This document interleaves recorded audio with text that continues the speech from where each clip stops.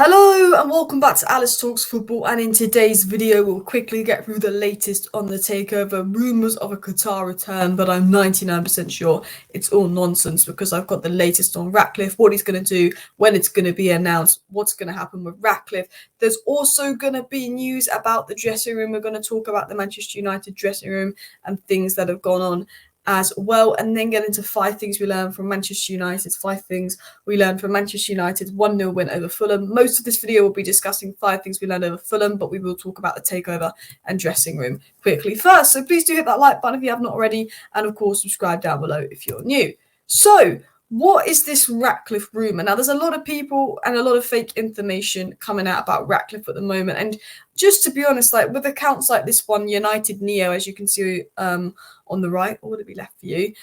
He's saying follow for immediate updates. So someone is tweeting out news about Qatar and then putting at the bottom follow for immediate updates. They're making up stuff for views, for clicks on Qatar. And a lot of people have been saying, Alice, I've heard that Qatar are going to come back in, like messaging me. And this is all fake. This is a lot of people putting out fake information that Qatar are going back in. From what I've heard from reliable people, Qatar have walked away, and they've walked away for good. So I know there's reports coming out that the 90 Foundation are coming back in. They're close to an agreement with Rain Group. It's all this PR stunt, Ratcliffe. It's all a negotiation tactic with Ratcliffe. And apparently there's talks going on now between Qatar and the Rain Group. The fact that some random Twitter account is saying this, but no one else, no journalist, not Reuters, not Bloomberg, not Romano is saying this, says to me that it's fake. So I wouldn't believe all this news and rumours on Qatar returning. As you can see, I think that tweet is completely fake news. What is real news is what you can see on, I think, the left, which is where it says the Sergio Ratcliffe's deal to take 25% stake of Man United is expected to be announced in the next 2 weeks. And that's come from Dickinson's of the Times. The Times are quite credible sources. And we know that when Ratcliffe comes in, his plan is to get sporting control. That will be the case, and probably bringing in Blanc and Mitchell for Arnold and Murta eventually. And even after Ratcliffe's offer is maybe officially announced, it still could take a number of weeks to finalise. So they think there's going to be an announcement by United and an official announcement that Ratcliffe is coming in the coming weeks, but it might not take until January when this deal is finalised. Now, the big problem with that, and the United Muppeteers was saying that, is essentially now that Ratcliffe's coming in, all the finances are kind of froze for the transfer budget and stuff for the summer until the Ratcliffe deal is done, because they know that Ratcliffe's going to come in and take sporting control, which means if Ratcliffe's deal isn't sorted by January, because yes, it might be announced in 2 weeks, mid-November, but if it might not be sorted till, end of January, that means there would be no January transfer window for us. We've been linked to January targets. We're playing really badly, which makes it more likely that there's going to be January investment. But if Ratcliffe isn't in here by January, there will be no January investments, because the Glazers basically, aren't going to invest any money. And now that Ratcliffe's taking sport control, that is all on him. So that is the latest on the takeover stuff. I now want to get into the general stuff at United. And I think this sign is what won us the game versus Fulham. Play like you mean it. And the United players kind of revealed that this one sign completely changed the dressing room before the game. They trained, they saw that sign, and that completely changed the mood, the dressing room, everything around United before the game. Which brings me into the first thing we learned. And I actually have to say, was the performance brilliant? No. Was the football brilliant? No. But did Man United actually show some fighting spirit today? Yes. And McTominay said this on the banner, and Garnacho said some things on the banner as well. So McTominay actually said on the banner, we saw the banner before the game, and a few of us said, do you know what? The fans pay good money to come and watch us every week and support this.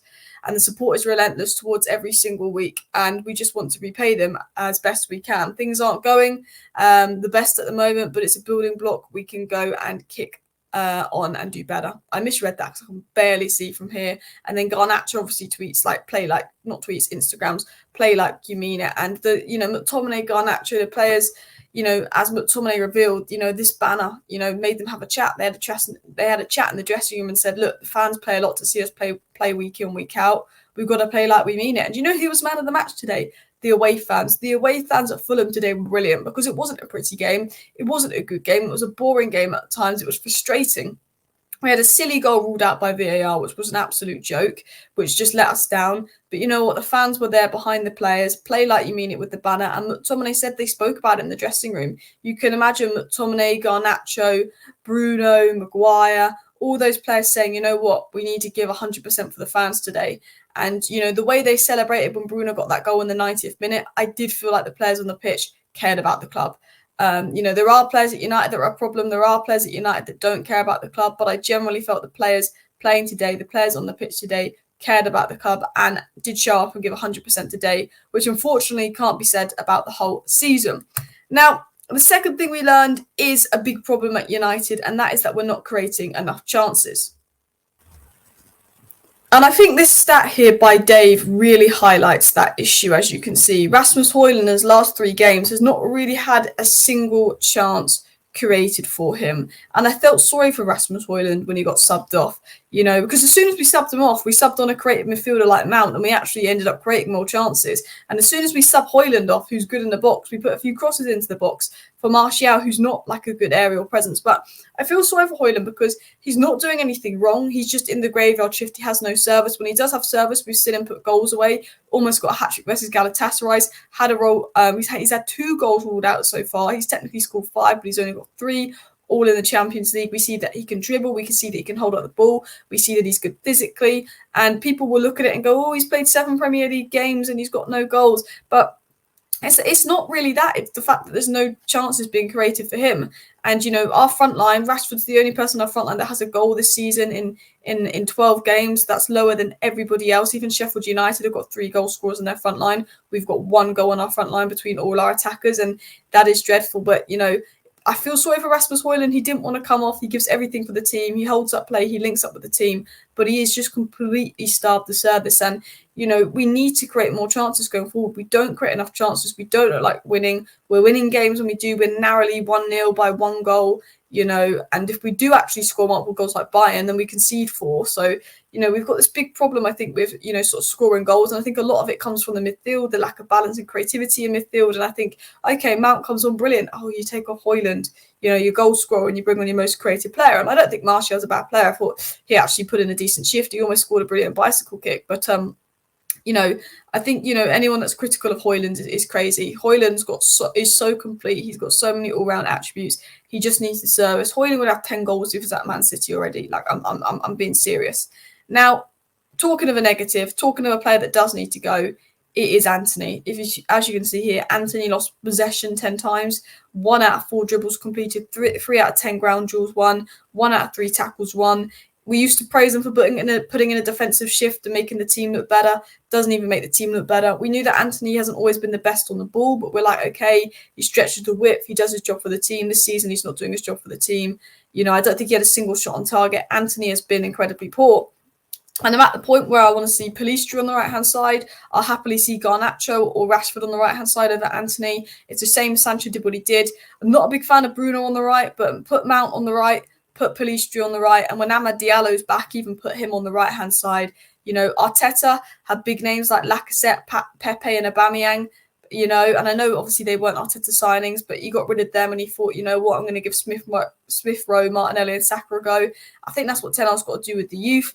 I'd even play Garnacho on the right wing because I think he's our most threatening winger, and I do think that Garnacho needs a run of games because although I don't think Garnacho was like 10 out of 10 today, he made an impact, he made things happen. It's very difficult, you know, when you've not played full 90s for so long and you're coming off the bench, and I do think that Garnacho ultimately is best off the bench, but I think in terms of the attackers we have at Man United, Garnacho is the only attacker that seems to be a threat going forward, and we know what Rashford's capable of, we know what Rashford can do, but I think right now Garnacho is definitely the most dangerous Man United attacker. So I want to see Garnacho get some more minutes. I want to see Antony get less minutes. And hopefully when Maino comes back in, we might see a bit of him. Maybe Mount on the right-hand side because we look better with Mount. Maybe Pellistri on the right-hand side. But, you know, I've tried to be as positive as I can about Antony. But this season, he's not been good enough. Last season, I actually thought a better team when he played. But this season, he's been poor. The one thing I will give Antony is he's a system player. He did so well at Ajax because he's a system player and had runners around him. And Ten Hag brought Antony with the intention of playing that system, but realised he doesn't have the players and the IQ and the technical ability at United to do that.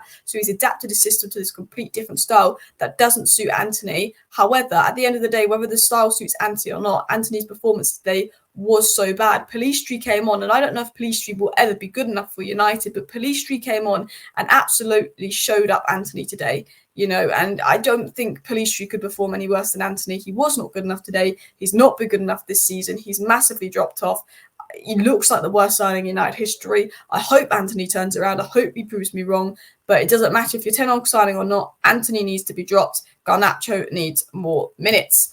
Bringing in to the fourth thing, and you know what? We could go on about Anthony, but when Anthony was subbed off, my first thought is, how has the midfield stayed on this long? Eriksen does not have the legs to start most games. We found Eriksen's best role. Eriksen's best role is in those games where United have more possession, more of the ball, and they've got to break down a low block, and then they need someone to come on in the second half and help control the game.